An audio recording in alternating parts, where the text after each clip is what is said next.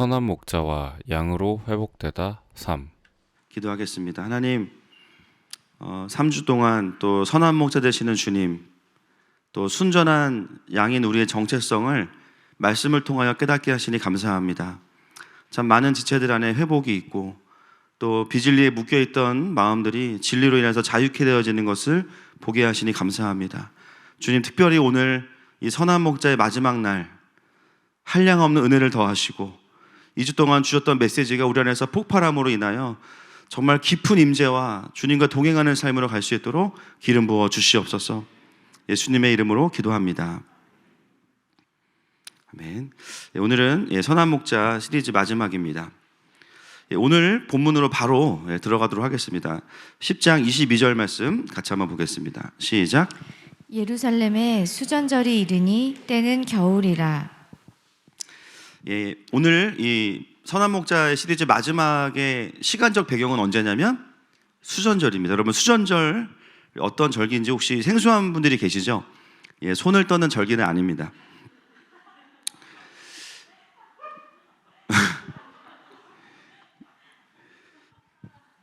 왜냐하면 다른 절기들은 되게 익숙하죠. 6월절, 오순절 익숙한데 이 수전절은 그 배경이 조금은 다릅니다.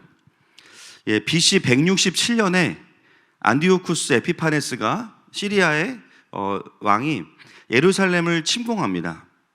그래서 예루살렘을 점령해요. 그리고 어떤 일을 하냐면 성전의 제단을 없애버리고 거기에 이교도의 제단을 세웁니다. 이방신의 제단을 세우고요. 그런 상황에서 유대인들이 곳곳에서 반기를 들고 일어나는데 여러분 들어보셨을 거예요. 그 중에 누가 있었냐면 마카비라는 사람이 있습니다. 마카비가 게릴라전을 펼쳐서 다시 그 시리아의 군대를 몰아내고 무엇을 회복하냐면 성전을 회복해요. 그래서 이 수전절의 의미가 뭐냐면 봉헌하다라는 뜻입니다. 성전을 다시 회복시켜서 하나님 앞에 드린다. 그때 그것을 기념하는 절기가 이 수전절입니다. 그래서 오늘 이 선한 목자의 시리즈 마지막 설교의 배경은 성전의 회복, 그 모티브로 시작이 되는 것이죠. 자, 그 시간적 배경 속에서 23절 말씀 같이 한번 읽어보겠습니다. 시작. 예수께서 성전한 솔로몬 행각에서 거니시니. 자, 여러분, 예수님이 어디에 계십니까? 그렇죠. 솔로몬 행각이 어디에 있어요? 성전 안에 있습니다. 여러분, 우리가 그냥 지나가기 쉬운데 평상시 예수님은 성전 안에 계시기보다는 어디 계셨냐면요, 뜰에 계셨어요. 보통은 성전의 뜰에서 많은 사람들을 만나셔서 메시지를 전하셨는데 오늘은 어디에 계시냐면 성전 안에 계십니다. 여러 가지 이유가 있는데요. 첫 번째 이유는 뭐냐면 수전절은 12월경입니다. 그러면 날씨가 춥죠. 그래서 알 수 있는 것은 예수님도 추위를 타신다는 것을 알 수 있고요. 요한은 의도적으로 이 수전절을 배경으로 제시하면서 성전의 회복이라는 큰 주제 속에 성전 안을 거니시는 예수님을 그림 언어로 우리에게 보여주고 있습니다. 여러분, 성전의 회복의 본질은 무엇이냐면 무너진 건물을 지을 뿐만 아니라 그 성전 안에 예수님이 계셔야 됩니다. 그것이 성전 회복의 본질이에요. 여러분, 우리가 예수님을 믿고 거듭났기 때문에 우리는 살아있는 교회입니다. 성전입니다.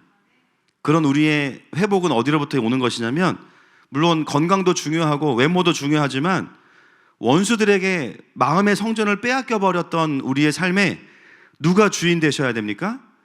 예수님이 주인 되셔야 됩니다. 그래서 어느 순간 마치 시리아가 들어와서 내 마음의 제단을 헐어버린 것 같은 삶을 살아갈 때가 있어요.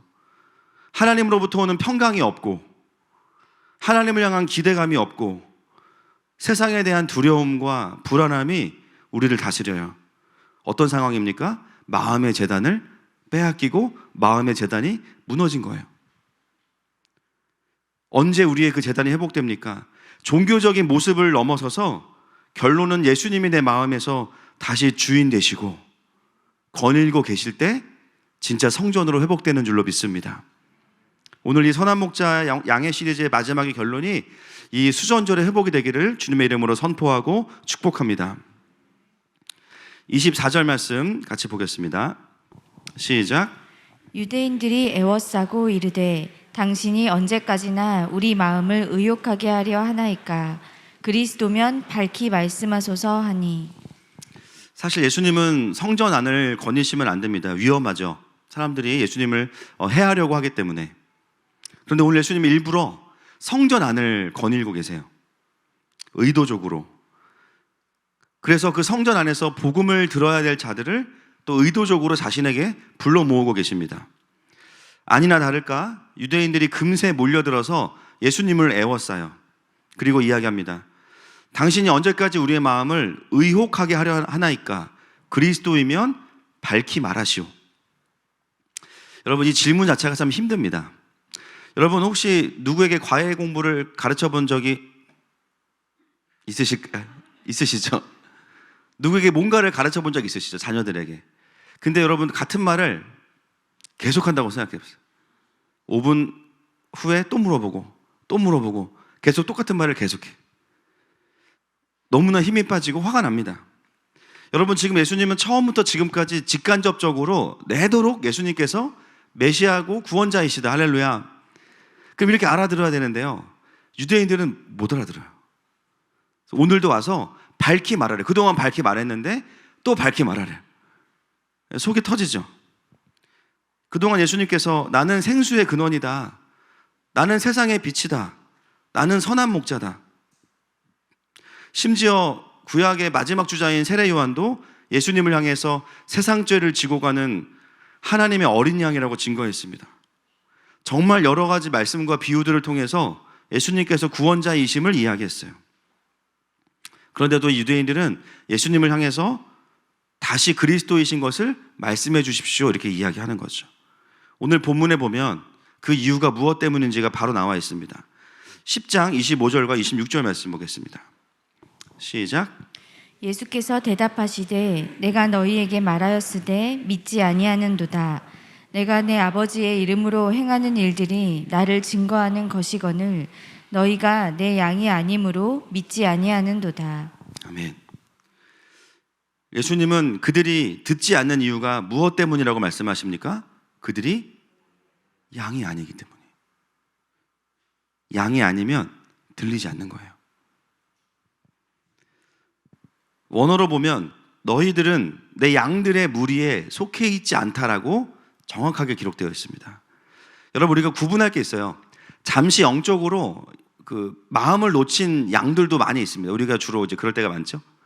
그러나 오늘 이 유대인들은 근본적으로 양이 아니라고 단언하고 계시는 거예요. 여러분, 오늘 굉장히 중요한 메시지가 이 속에 들어 있습니다. 우리가 누군가의 신앙을 생각할 때 현재까지의 모습이나 열매들 정도로만 그 사람의 신앙을 어느 정도 가늠할 수는 있죠. 이럴 거야 저럴 거야. 그런데 사실 그것도 정확하진 않아요. 지금은 신앙생활을 잘 못하고 있지만 나중에 몇 년이 지나서 하나님을 깊이 만날 수도 있습니다. 사실 우리는 누가 양이고 누가 염소인지를 알 수 있을까요? 없을까요? 정확히는 몰라요. 감은 와요. 감은. 그렇죠? 외모를 보니까 양은 아니, 그 감은 와요. 그러나 정확하게는 알 수 없어요. 저도 사역하면서 늘 그 선입견이 많이 깨집니다. 아, 이분은 예수님 믿기가 어렵겠다. 근데 그 다음 주에 막 영접해. 어떤 분은 예배 시간에 오셔서 막 팔짱 끼고, 지금 팔짱 끼고 안 계시죠? 이러고 막 한번 날 은혜를 줘봐. 막 이런 분도 계시거든. 아, 저분 쉽지 않겠는데? 그 다음 주에 울면서 회개하고 계시고 막. 사람의 판단으로 이게 되는 게 아니에요. 어떤 분들은 너무 착해. 아, 이분은 예수님 잘 믿을 것 같아요. 결정적으로 예수님을 안 받아들이는 분도 있어요. 지금 내 눈에 보기에는 지금까지의 인생이 가짜 그리스도인인 것처럼 보여도 사도 바울처럼 회심해서 바뀔 수도 있고요. 또 지금까지는 신앙생활을 잘해온 것 같은데 어느 순간 보니까 여러분 모두가 다 함께 가고 있나요? 아닌 분들도 있어요. 물론 다시 돌아오리라고 믿습니다. 그러나 어느 순간 조금 달라진 게 아니라 완전히 예수님을 부인하고 하나님 나라와 반대 방향으로 가는 분들도 솔직히 저는 많이 봤습니다. 여러분 계시록 16장과 19장에 보면 그 짐승의 표가 나옵니다. 여러분 아시나요? 짐승의 표. 그래서 그 짐승의 표를 받으면 이제 지옥에 간다 이렇게 나와 있습니다. 그래서 사람들이 새로운 뭔가 나올 때마다 짐승의 표라고 막 이야기하죠. 막 바코드 나왔을 때 짐승의 표다. 합치면 666이다. 그리고 뭐가 나올 때마다 그런 이야기들이 있습니다. 실제로 짐승의 표를 받으면 마지막 심판에 산채로 유황불에 던져진다고 나옵니다. 그런데 여러분 그 본문을 한번 보겠습니다. 19장 20절 말씀 같이 한번 읽어볼까요? 19장 20절 시작. 짐승이 잡히고 그 앞에서 표적을 행하던 거짓 선지자도 함께 잡혔으니 이는 짐승의 표를 받고 그의 우상에게 경배하던 자들을 표적으로 미혹하던 자라. 이 둘이 산채로 유황불 붙는 못에 던져지고. 저는 오늘 짐승의 표가 뭐다 그 말씀을 드리려고 하는 게 아니라 짐승의 표를 받는 과정을 설명을 드리려고 그러는 거예요. 여러분 여기 보면 짐승의 표를 받는 사람들은요 영적으로 잘 깨어 있다가 갑자기 받는 게 아니에요.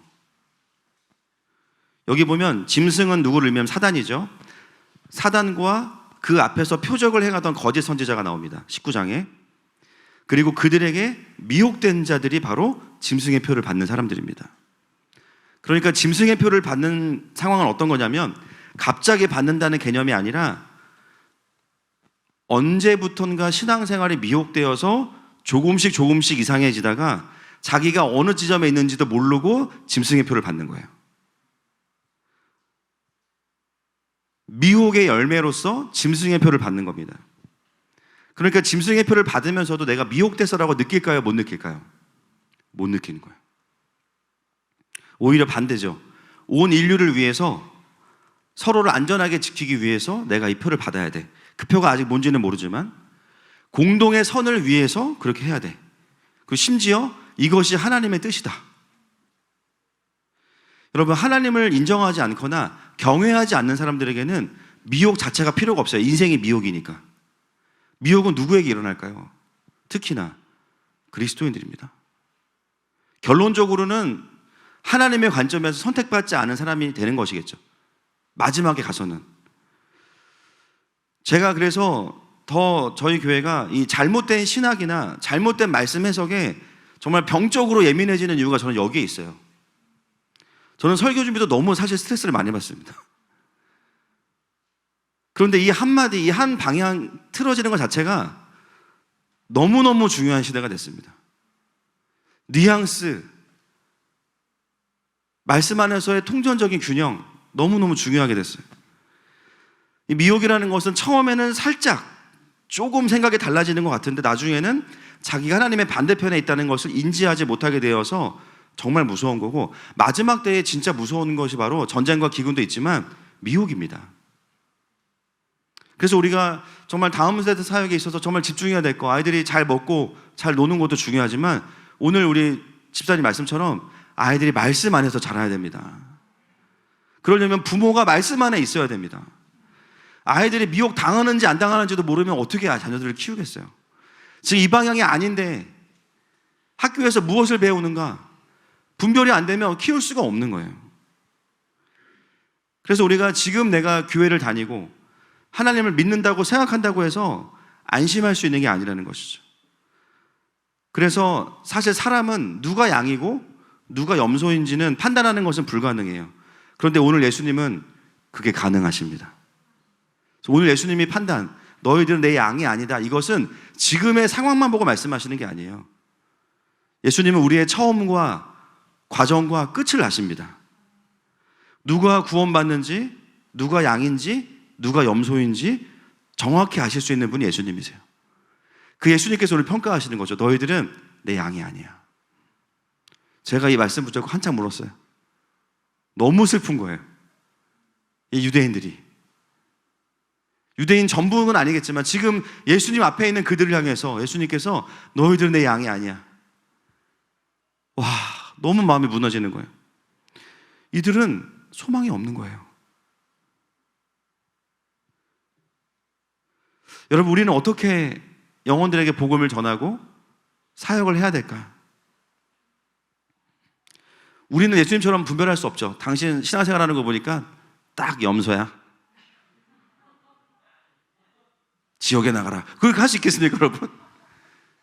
뜨거운 맛을 봐야겠구만. 우리 그렇게 사역할 수 있어요? 당신은 복음을 들을 자격이 없어. 이 말씀을 잘못 묵상하면 내가 예수님이 됩니다. 내가 구원을 판단하는 사람이 돼요. 넌 양이고 넌 염소야. 여러분, 그러면 될까요? 안 될까요? 안 돼요. 그 판단 자체가 일단 정확하지가 않으니까. 물론 우리가 보기에는 외모가 염소인 분들이 많아요. 또 거울을 볼 때마다 스스로의 구원도 흔들리죠. 과연 내가 양일까? 그러나 외모는 염소이지만 양으로 살아가는 많은 분들이 있고, 또 세상을 향해서는 순전한 양이지만 하나님을 향해서는 들이받는 염소가 있습니다. 그러면 이제 물어보죠. 목사님, 그러면 영적으로 좀 안 좋은 양이랑 처음부터 믿을 생각이 없는 염소를 어떻게 구별합니까? 여러분, 이 고민을 가장 많이 하는 사람 중에 한 명이 저겠죠. 그러나 결론은 똑같아요. 저도 몰라요, 사실은. 저도 그냥 감만 잡을 뿐이에요. 제가 내린 결론은 뭐냐면, 양과 염소를 판단하는 데 에너지를 쓰지 말고 하나님이 저와 우리 교회에 보내주시는 모든 분들을 그냥 양이라고 믿고 사역하자. 왜냐면 염소는요, 제가 아무리 해도 안 될 거니까. 어차피 그거 가지고 너무 씨름하면 힘드니까요. 어떻게 하냐면 회복에 집중하는 거예요. 회복되어지는 사람들에게 더 집중하는 거예요. 아무리 염소같이 반응해도 마음속으로는 지금 많이 어려운 양이시구나. 또 아무리 안 바뀌어도 좀 더디가는 양이구나. 그러니까 마음이 좀 편안해지고 자유함이 임하더라고요. 여러분, 주님이 사실은 결론적으로 마지막에 선택하지 않은 사람을 제가 구원할 수 있습니까? 불가능합니다. 결국 그것 자체가 하나님의 주권을 반하게 되는 거예요. 제가 할 수 있는 것은 뭐냐면 최선을 다해서 기회가 올 때 말씀을 전하고 기다리는 거예요. 그리고 예수님께 올 수 있도록 기회를 주는 거죠. 콜링을 계속하는 거죠. 그리고 대신에 회복되는 사람들을 보는 것입니다. 여러분, 하나님의 마음이 어떤 마음이세요? 모든 사람이 하나님을 알고 구원받기를 원하시지만 모두가 구원받는 것은 아닙니다. 그래서 마음과 에너지를 모두가 양이다, 여기에 집중하고 사역을 하는 거예요. 여러분, 옆에 계신 분이 양으로 보이세요? 염소로 보이세요? 염은 뭡니까? 염. 자, 옆 사람에게 선포합시다. 양일걸. 시작. 이게 의문문이에요. 왜냐하면 아닐 수도 있어요. 근데 그거는 모르니까 양일걸까지가 정답이에요. 신학적으로 거기까지가 맞아요. 여러분, 이왕 우리가 복음을 전하는데 우리 정신 건강을 지키면서 사역할 수 있는 저와 여러분 되시기를 축복합니다. 그러면서 예수님은 오늘 참 목자이시기 때문에 참 목자로서 보는 참 양의 기준을 정리를 마지막에 이제 해주시는 거예요. 27절 보겠습니다. 시작. 그들을 알니라. 그동안 나왔던 기준 3가지가 여기에 등장합니다. 첫 번째, 내 양은 내 음성을 듣는다. 이게 목자의 기준이에요. 이번에는 양이 목자의 음성을 듣는 것도 있지만 이제는 목자가 보는 양의 기준입니다. 여러 번 말씀을 나누었죠. 염소들은 처음부터 안 들어요, 당연히. 그러나 양들 중에는 어떤 양이 있냐면요, 이제부터는 우리가 염소는 좀 제껴두고, 우리의 이제 관할이 아니기 때문에 이제 상태가 안 좋아서 염소처럼 보이는 양들에 대한 이야기를 하겠습니다. 여러분, 양들이 무리를 이탈하는 이유가 무엇일까요? 잠시 동안 목자의 음성을 따라가지 않기 때문이죠. 따라가지 않기 때문에. 왜 따라가지 않냐? 자기의 소견을 따르기 때문이죠. 사사기의 마지막에 나오는 것처럼 왕이 없으므로 하나님의 백성들이 방자히 행하는데 왜요? 자기의 소견에 옳은 대로 살아가기 때문에. 너무 간단해요. 자기의 소견을 따르기 때문에 목자의 음성을 신뢰하지 않고 점점 무리와 함께 같은 방향으로 가는 것이 아니라 가다가 길을 잃을 수밖에 없어요. 자기 주관을 따라가니까 어떻게 됩니까? 맹수를 만나거나 넘어져서 죽음을 당하게 되죠. 여러분, 신앙생활은 간단합니다. 그분의 음성을 듣고 따라가는 거예요. 그게 신앙생활입니다. 내 주관, 내 감정, 내 상태를 따라가는 게 아니에요. 그분의 음성을 듣고 따라가는 거예요.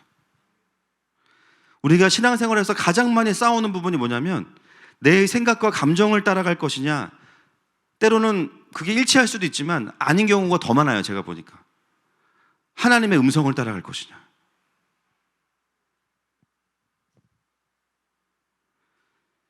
신혼부부들을 결혼 예비학교하고 결혼을 준비하는 과정을 같이 해보면 특히 자매들이 결혼 직전에 거의 열의 9은 다 그런 고민하더라고요. 이 남자가 맞을까? 제가 말을 해주고 싶은데 참아요. 책임을 못 지니까. 아닌 거 말을 못 하겠어요. 아닐 걸 말을 못 하겠어요. 이미 집도 다 장만했고 막 도장만 찍으면 끝. 그걸 제가 뭐 나서서 어떻게 목사가 가정을 파탄내겠습니까? 그래서 결혼 예비학교 할 때 한 가지를 꼭 확인해요. 하나님이 당신에게 이 사람을 주셨냐? 맞대요. 보이는 거 가지고 하면은 쉽지 않아요. 그런데 하나님으로부터 확신이 있으면은 그 길을 갈 수 있는 거예요. 여러분, 신앙생활은 다른 것이 아닙니다. 그냥 하나님의 음성을 듣고 내 생각과 조금 다르거나 감정과 달라도 그냥 살면서 말씀하시면 가정 안에서, 그죠? 하루의 삶 속에서 그 하나님의 마음을 따라가는 거예요. 신앙생활의 성공은 제가 늘 얘기하지만 성공과 실패가 아니라 순종입니다.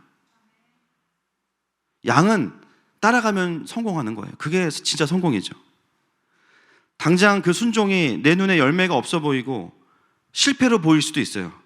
그러나 그것이 주님의 음성에 대한 부르심에 대한 순종이라면 그건 성공입니다. 그래서 우리는 신앙생활을 어떤 결과로, 어떤 성공과 실패로 판단하는 것이 아니에요. 그냥 그분을 따라가는 것이 그분의 양됨의 첫 번째 기준인 거예요. 근데 그것이 어려운 이유는 어느 순간 목자의 음성보다 내 생각의 소리가 너무 크기 때문입니다. 목자의 음성보다 내 생각의 소리가 너무 커. 집에 책장이 필요합니다. 당근을 열어요. 그죠? 책장 쫙 나옵니다. 너무 마음에 드는 게 3만 원이야. 사야 되나 말아나. 샀어. 다음날 똑같은 거 무료 나눔으로 올라와. 기도 한 번을 안 해가지고 3만 원 나간 거예요. 지금 사야 될 것 같아. 막 지금 안 사면 지금 누군가가 차 타고 그걸 가지러 가고 있어. 막 조급해. 그죠? 이거를 지금 안 하면 안 될 것 같아. 하나님 앞에 가서 듣고 움직이는 것보다 내 속에 다른 목소리가 나를 막 드라이빙 해가는 거예요. 계속. 하나님으로부터 오는 평강의 소리가 아니라 염려와 불안과 두려움의 목소리가 훨씬 더 나에게 영향력이 있다면 우리는 양이지만 선한 목자를 지금 흔쾌히 따라가고 있는 상태는 아닌 거예요. 여러분, 유대인들이 예수님을 직접 따라다니면서 그 기적의 현장을 다 봤습니다. 그런데 이들은 안 들리고 못 듣는 거예요. 이들은 아예 처음부터 믿지 않기로 결정한 사람들이기 때문이에요. 하나님의 음성이, 예수님의 말씀이 들릴 수가 없죠. 그들에게는 예수님에 대한 신뢰보다 마음속의 불신의 목소리가 훨씬 크기 때문에 예수님 말 한마디에도 다 거기에 시비를 거는 거예요. 저분은 메시아가 아닐 거라는 믿음이 너무 커서 자기만의 생각과 판단입니다. 여러분, 왜 예수님의 음성이 안 들리냐면 내 생각이 커지고 있기 때문입니다. 예배가 막히고 개인 기도가 막힌다. 본능적으로 깨달아야 돼요. 지금 나의 영적인 채널이 되게 좁아지고 있구나. 되게 닫혀 있구나. 어떻게 해야 되냐면 그 마음을 가지고 하나님께 나아가셔야 됩니다. 하나님, 제가 지금 마음 가운데 갑자기 되게 불안하고 갑자기 두렵은데 하나님, 이 마음이 어디로부터 온 겁니까? 가르쳐 주십시오. 그럼 주님이 그거부터 다뤄주시는 거예요. 네가 지금 요때 이런 일이 있었지. 그때 네 마음속에 깊은 두려움이 좀 들어온 것 같다. 다시 나의 걸 가져와라. 주님께 드리고 신뢰를 회복하고 따라가는 거예요. 그러면 다시 말씀이 들리기 시작해요. 여러분, 오늘이 그런 주일 되기를 축복합니다. 저도 사역을 하면서 물론 이제 신학교를 가기 전에도 주님을 만났기 때문에 주님의 음성을 자주 들었지만 오히려 사역을 하면서는 더 하나님 나라와 함께 더 가야 되기 때문에 제가 그 전에 음성을 듣던 어떤 루틴과 또 사역을 한 이후에 하나님의 음성을 따라가는 루틴이 좀 바뀌었습니다. 또 최근에 하나님 저에게 참 오랜만에 제가 그 사역자로서 풀타임 사역자로 살기 이전에 그런 느낌으로 다가오신 적이 있었어요. 그게 이틀 전입니다. 사실 저는 어떤 방식으로 그동안 이제 그런 사역을 하기 전에 하나님과 동행했었냐면 하나님 되게 여러 가지를 통해서 더 잘 말씀해 주셨어요. 오히려 지금은 말씀을 왜 그렇게 그전처럼 안 해주시냐, 더 많이 분별하게 하시는 거예요. 사실은 이게 옳은가 맞은가, 그리고 함께하는 사람들에 대한 어떤 고민들 막 여러 가지. 근데 그전에는 개인적인 교제가 많다 보니까 굉장히 막 드라마 보다가 말씀하시고, 저는 자유주의 아닙니다. 하여튼 뭐 여러 가지 상황으로 말씀하세요. 기억에 남는 게 뭐가 있냐면 선교한국이라는 이제 그 선교 훈련에 참여해서 선교한국의 마지막 날이 어떤 밤이냐면 선교사로 콜링하는 날이에요. 그래서 그때 정신을 바짝 차리지 않으면은 인생이 굉장히 피곤해지는 날입니다. 그러니까 많은 분들이 5일짜리면 4일까지 엄청 많이 와요. 5일째 안 와요. 그리고 저녁 먹고 집에 가요. 감이 오는 그런 분들은 반드시 부르십니다. 하여튼 그래서 그때 제가 이제 저희 집이 기름역 살고 있었는데, 기름역에 산게 기름역 근처에 아파트 살고 있었는데 이제 부담이 오는 거죠. 아, 성교한국 마지막 날인데 이거 진짜 정신 바짝 차리지 않으면 큰일 나겠다. 근데 이제 찝찝한 거죠. 안 듣고 있으면 안 되잖아요. 물어는 봐야, 하나님 물어는 봐야 되잖아요. 주님, 저를 선교사로 부르셨습니까? 답을 주세요. 근데 기름역에서 이제 선교한국이 그때 잠실에서 했던 것 같은데 가는데 전철이 딱 멈췄어요. 근데 제 앞에 선교 딱 써 있는 거예요. 대박. 삼선교역이었어요. 삼선교역인데 3을 가렸어. 정차에 있는 유리창에 3자는 가려주고 선교만 딱 저한테 오는 거예요. 와, 진짜 제가 주님한테 그런 표현 안 쓰지만 가지가지 하신다고 진짜. 야, 진짜 막 그때 제 아내가 여자친구였기 때문에 제가 이거 보라고 선교라고 써 있다고 막 어떡하냐고. 그날 찬양할 때부터 일어나 있었습니다. 그래가지고 부르셨으니까. 여러분, 왜 우리 교회가 교회라는 이름 뭐 있지만 도시 선교사를 하는지 아시겠죠? 저는 선교를 안 하면 끌려가요. 교회를 해도 선교 마인드로 해야 됩니다. 그래서 그때부터 제 삶의 키워드가 선교였어요. 그런 일이 사실 저는 진짜 많았거든요. 뭐 날씨를 통해서 말씀하시고 막. 근데 요즘에 사실 그럴 일이 없었는데, 최근 한 10년 이상 그럴 일이 없었는데 최근에 이제 제가 고민하고 기도하는 일들이 있어가지고 하나님 앞에 좀 확증을 구해야겠다 싶어서 기도하고 있어요. 하나님, 맞는 것 같은데 하나님 말씀해 주세요. 저 이거 너무 좀 쉽지 않습니다. 그렇게 이야기하고 다음날 아침에 일어났는데 새벽에 저의 최측근으로부터 카톡이 하나 와 있어요. 여호수아 1장 9절 말씀. 여러분 아시는 말씀인데 같이 한번 읽어보겠습니다. 시작. 내가 내게 명령한 것이 아니냐. 강하고 담대하라. 두려워하지 말며 놀라지 말라. 내가 어디로 가든지 내 하나님 여호와가 너와 함께하느니라 하시니라. 이 말씀을 그 형제가 보내준 거예요. 제가 이 말씀을 받은 지가 한참 됐어요. 옛날에 저 사실 두렵거나 놀라움이 많지 않기 때문에 그냥 가는 스타일이니까. 근데 오랜만에 이 말씀을 저에게 주시는 거예요. 강하고 담대하라. 두려워하고 놀라지 말라. 아니, 감사하다. 그리고 그날 저녁에 누가 오셨냐면 인도 선교사님이 오셨어요. 본문이 어디였죠? 여호수아 1장 9절이었어요. 저는 설교 무슨 설교 하시는지도 그 선교사님 저의 상황도 모르시고 그냥 본인이 준비한 설교 기도하고 마음 받아서 오셨는데 전환기에 대한 메시지를 전하시면서 여호수아 1장 9절 말씀. 제가 오랜만에 소름이 막. 근데 2번 하루에 동일한 말씀을 주시는데 저에게 어떤 두려움이 있는지를 보게 해주셨어요. 저는 어떤 결정에 대한 두려움이라고 생각했거든요. 근데 1장 9절을 계속 묵상할수록 어떻게 느껴지냐면 제가 진짜 두려워하는 게 뭔지 알았어요. 하나님의 임재를 잃어버리는 거예요. 그 결정을 잘하고 못하고의 문제가 아니라 제 깊은 곳에 뭐가 있냐면 뭔가 이런 결정들을 통해서 하나님의 임재를 잃어버리면 어떡하지? 근데 그날 말씀을 통해 말씀하신 게 뭐냐면 성모가 이건 내가 명령한 거야. 그리고 네가 어디로 가든지 전 그 뒤에요. 내가 반드시 너와 함께 하겠다.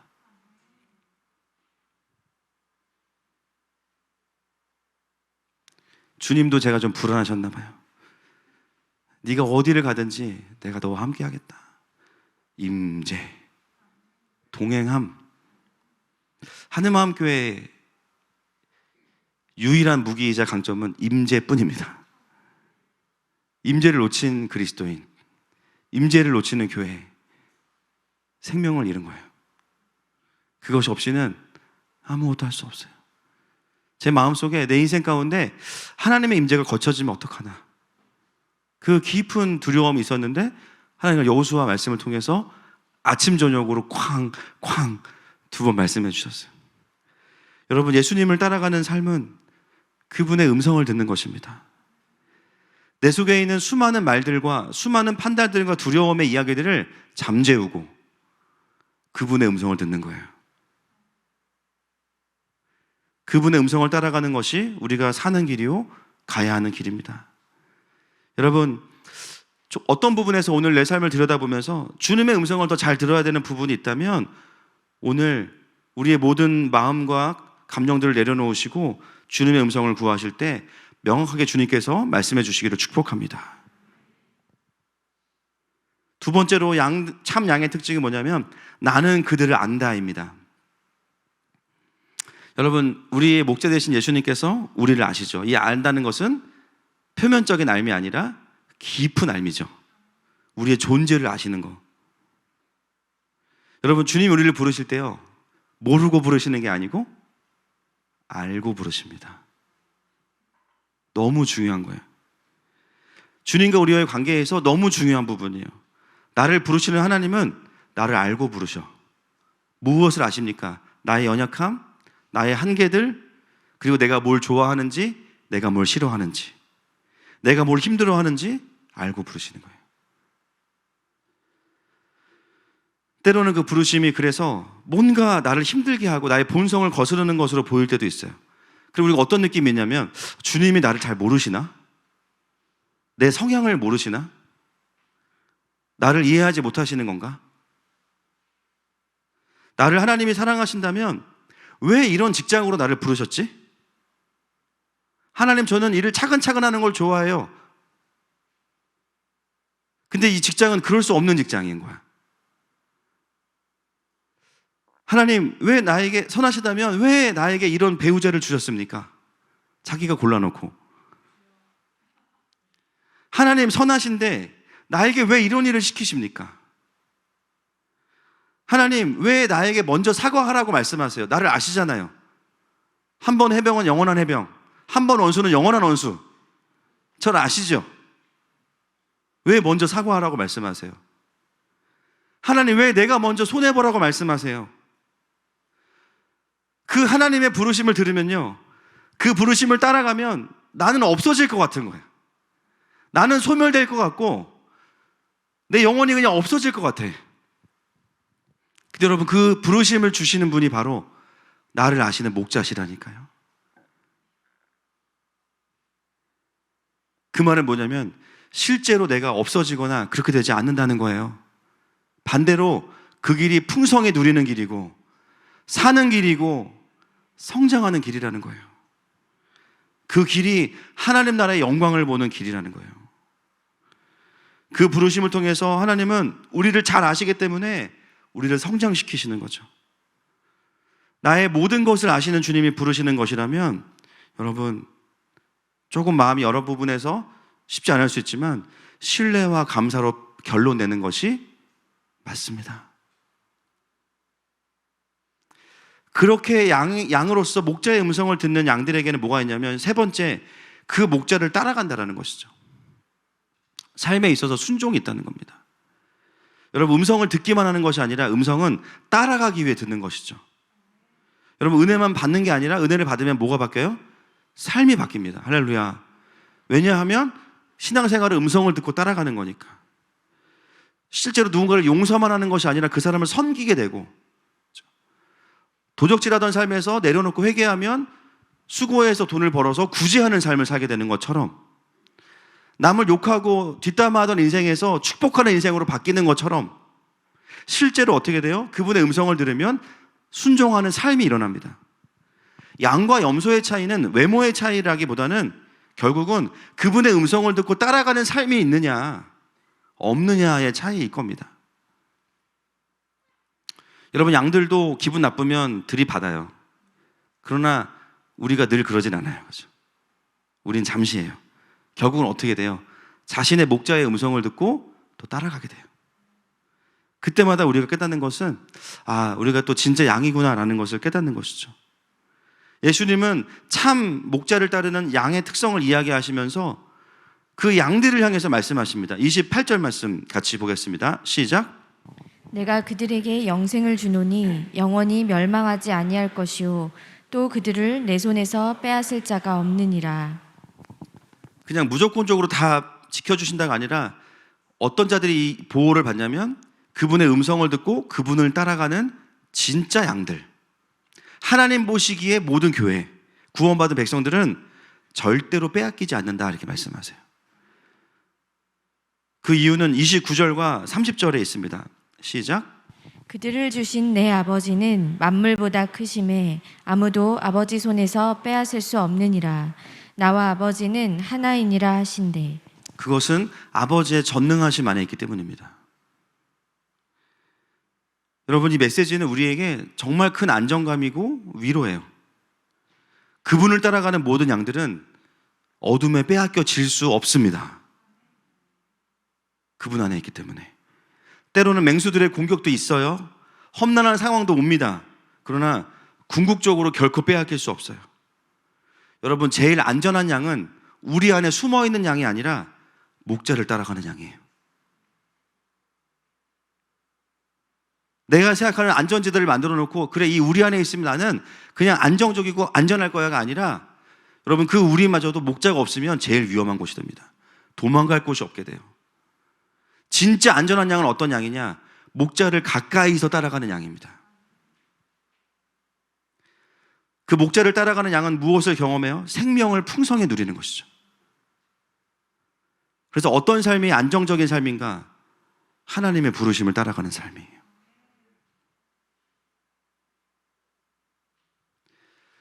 우리가 이 부분에 대해서 좀 더 깊이 적용하고 싶습니다. 그동안 제가 잃은 양에 대한 메시지를 많이 전했는데 오늘은 이 본문을 조금 더 확장해서 적용하면 잊혀진 양에 대한 이야기를 또 잠시 하겠습니다. 여러분, 잊혀진 양은 잃은 양과는 좀 달라요. 잊혀진 양은 어떤 양이냐면 정서가 잃은 양은 자기가 이제 거절당하고 간 거잖아요.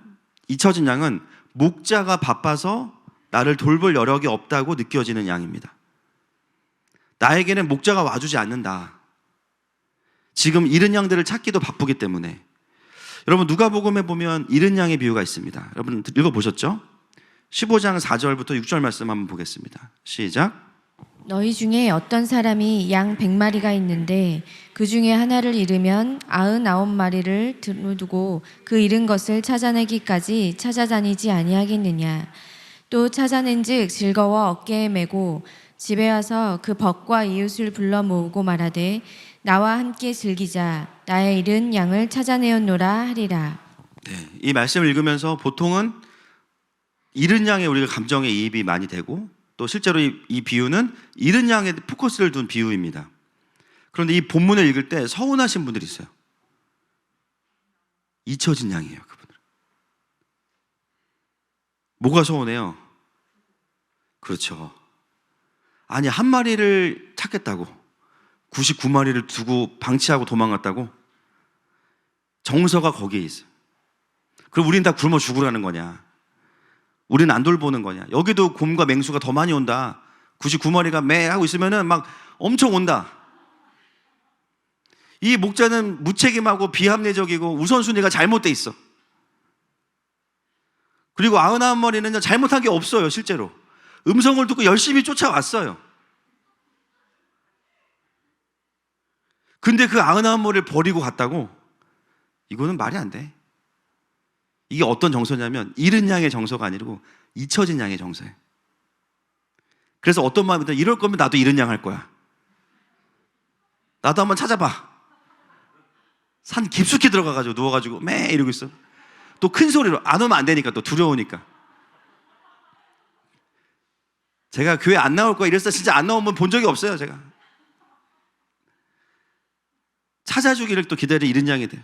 사고 치고 가출하고 잠수 타고 잊혀진 양.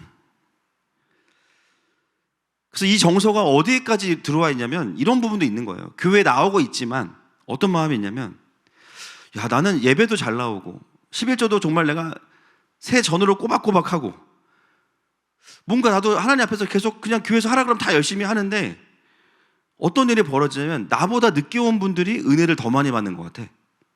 근데 삶을 들어보면 완전 잃은 양이었어. 너무 심하게 잃은 양. 오토바이 타다가 막 주님 만나고 껌 좀 씹고 이런 분들이 막 은혜 받고 막 나 같은 죄인 살리지 부르면서 막 앞에서 막 은혜 받으시고, 그리고 막 이런 분들은 나보다 늦게 왔는데 기도하면 뭘 받대. 또 뭘 받대. 주님이 오셨고 막 방언 터지고 가정에 회복이 있고, 막 나보다 늦게 왔는데 교회에서 인정받고 막 성장하고, 나는 눈을 감으면 잠밖에 안 와. 방언에서 눈물 나는 게 아니라 하품해가지고 눈물 나고, 막 기도하다가 환상을 봐야 되는데 저녁에 뭐 먹지? 배달의 민족에 막 앱이 켜져요. 배민 원으로 빨리 배달되는 걸로 켜지고 막.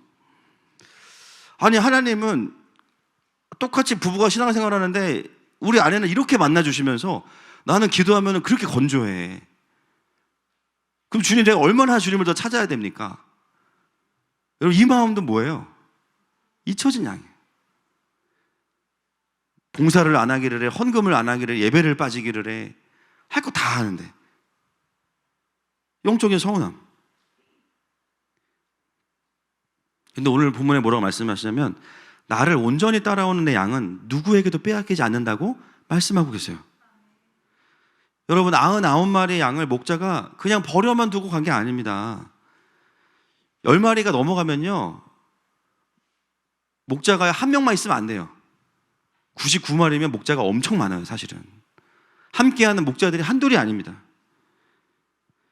99마리를 위험에 두게 만들고 가는 게 아니라 안전을 확인하고 가기 때문에 이 99마리는 계속 안전한 거예요. 그래서 잊혀진 양이 아니라 그들은 여전히 안전한 양이에요. 계속해서 목자를 누리고 있는 양이에요.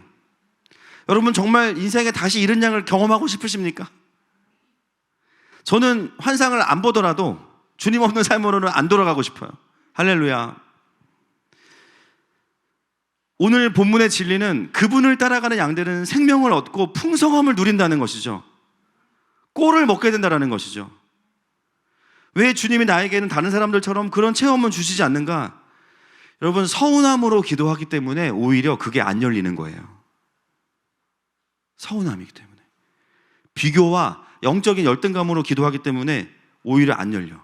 와, 내 아내는 방언도 주시는데 나는 왜 안 주세요? 지금 담배 안 끊었다고 차별하세요? 그 서운함을 내려놓기 시작할 때 열리는 거예요. 어떻게 해야 되냐? 서운함이 아니라, 비교가 아니라 그냥 하나님을 양으로서 더 알고 싶은 마음으로 나아가기 시작하면 오히려 기도가 깊어집니다. 잠언 8장 17절 종종 있는 말씀, 시작. 나를 사랑하는 자들이 나의 사랑을 입으며 나를 간절히 찾는 자가 나를 만날 것이니라. 아멘. 누구 때문에가 아니라 그저 그분을 사랑하는 자들이 나의 사랑을 입으며 나를 간절히 찾는 자가 나를 만날 것이다. 저 또한 주님을 만났던 시간들이 제 주변에 신앙이 좋았던, 또 정말 영적인 개인기가 많았던 그런 분들로부터 시선을 다 철수시키고 그냥 하나님을 알아야겠다라고 마음을 먹는 순간부터 주님이 오시더라고요.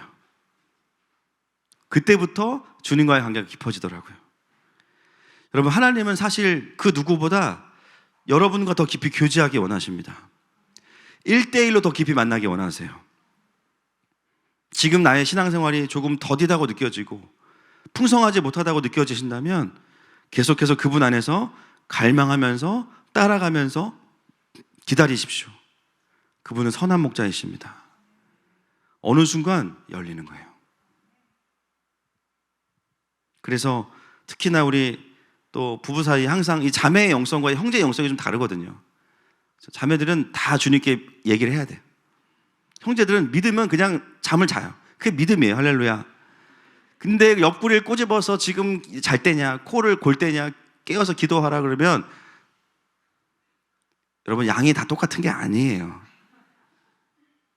그 안에 중심을 같이 보고 가는 게 핵심이지, 나처럼 신앙생활 안 한다고 내가 하는 개인기 없다고 막 그럴 게 아니라는 거예요. 여러분, 신앙의 본질이 방언받는 겁니까? 그렇죠? 방언하다가 안에 욕이 터지잖아요. 그러니까 그 덕이 안 돼요. 그런 방식이 아니에요. 같이 하나님의 부르심을 확인하고 같이 가고 있으면 다른 부분은 알아서 열어주십니다. 할렐루야. 그렇기 때문에 서로에게 그거를 푸시할 필요도 없고 스스로가 그걸 강박을 가질 필요도 없어요. 핵심은 뭐냐? 아, 그분을 따라가는 자들이 풍성해지는구나. 주님 말씀 앞에서 1대1 관계 안에서 그냥 풀어지면 어느 순간 보여주시기도 하고 또 부어주시기도 하는 은혜가 있는 것이죠. 자, 마지막 37절과 38절 보겠습니다. 시작. 만일 내가 내 아버지의 일을 행하지 아니하거든 나를 믿지 말려니와 내가 행하거든 나를 믿지 아니할지라도 그 일은 믿으라. 그러면 너희가 아버지께서 내 안에 계시고 내가 아버지 안에 있음을 깨달아 알리라 하시니. 네, 내 말을 못 믿겠으면 아버지의 일을 보고 믿으라는 거예요. 여러분, 영적인 분별의 중요한 원리 중에 하나가 뭐냐면 하나님의 일하심이 있는가입니다. 요즘에 얼마나 정말 이런 신학 저런 신학 정말 거지 같은 신학이 한둘이 아니죠. 정말 말로 표현이 안 돼요. 근데 결국은 뭐냐면 능력은 복음에 있습니다. 진리가 자유함을 가져와요. 논리로는 이해가 안 되지만 그러면 귀를 닫으시고 보세요. 하나님이 어디서 일하시는가. 여러분, 예수님은 예수님의 메시지를 이해하지 못하고 따라오지 못한 유대인들에게 이야기하는 거예요. 너네가 그동안 본 게 무엇이냐. 수가성의 여인이 메시아를 만나고 자유케 되어지고 38년 된 병자를 고치셨고 날 때부터 맹인된 자를 고치셨어요. 그분으로 인해서 많은 자들이 살아났어요. 하나님의 일하심은 한 가지가 아닙니다. 여러 가지의 열매들이 있어요. 성경에 나오는 주님의 나라가 임할 때, 하나님의 통치가 임할 때 일어나는 역사들을 가지고 상황을 분별할 수 있다는 거예요. 누가복음 4장 18절 19절 시작. 주의 성령이 내게 임하셨으니 이는 가난한 자에게 복음을 전하게 하시려고 내게 기름을 부으시고 나를 보내사 포로된 자에게 자유를, 눈먼 자에게 다시 보게 함을 전파하며 눌린 자를 자유롭게 하고 주의 은혜의 해를 전파하게 하려 하심이라 하였더라. 복음이 복음으로 선포되는 곳에 복음의 역사가 있습니다. 죄와 사망 권세가 뒤집어집니다. 눌린 자들에게 자유함이 임해요.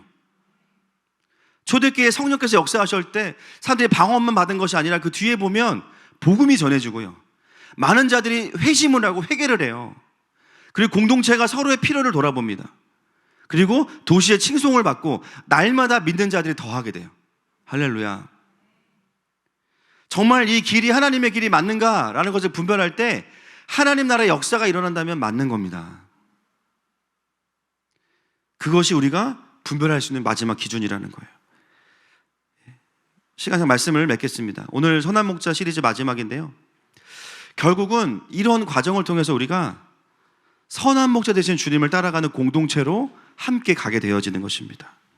여러분, 저는 오늘 선포하는 것은 오늘 우리에게 성전이 회복되는 수전전이 회복된 줄 믿습니다. 오늘 예배가 끝나고 나면 우리의 마음의 성전 안에 다시 예수님께서 거닐고 계실 거예요. 그리고 예수님의 분명한 진리가 우리의 영을 사로잡아 주실 겁니다. 그리고 내 안에 그렇게 커 보였던 문제들과 두려움과 상처와 원망들이 안개가 사라지듯이 더 이상 나에게 영향을 미치지 못할 겁니다. 여러분, 우리는 잃은 양도 아니요, 잊혀진 양도 아니요, 안전한 양입니다.